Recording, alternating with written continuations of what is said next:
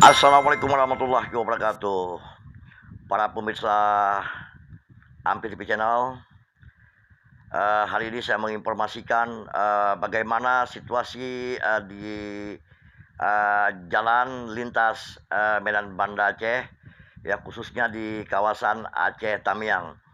Sebagaimana kita ketahui bahwa pada hari Jumat tanggal 18 sekitar pukul 17 telah terjadi longsor di kawasan Semadam yang mengakibatkan terjadi kemacetan yang luar biasa. Bahkan dari arah Medan menuju Aceh ini sudah mencapai 3 lapis truk dan kendaraan-kendaraan lain yang macet. Kemudian dari arah Aceh menuju ke Medan mencapai kemacetan mencapai sampai 3 km. Ini disebabkan karena ada longsor di perbukitan di daerah Semadam. Ini adalah yang tampak di layar monitor.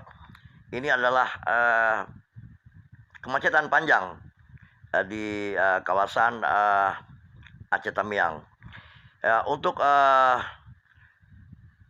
teman-teman atau rekan-rekan pecinta Ampi TV Channel yang hendak menuju ke Sumatera Utara, ini mohon agar berhati-hati agar Anda tidak terjebak di dalam kemacetan longsor. Karena pada hari ini tanggal 19 juga ada terjadi longsor dan di lapangan saat ini sedang dibersihkan.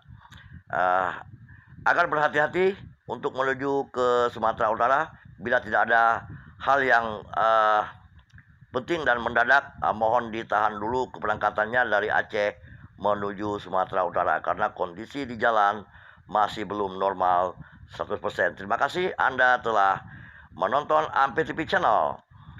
Jangan lupa di like, di komen, di share, dan di subscribe. Dan jangan lupa tekan tombol loncengnya agar Anda mendapat informasi-informasi terbaru mengenai banjir di seputaran Aceh.